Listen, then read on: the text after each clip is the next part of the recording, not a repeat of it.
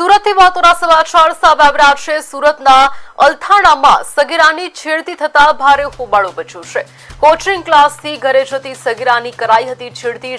વિધર્મી સૈફ નામના શખ્સે સગીરાની છેડતી કરી હતી।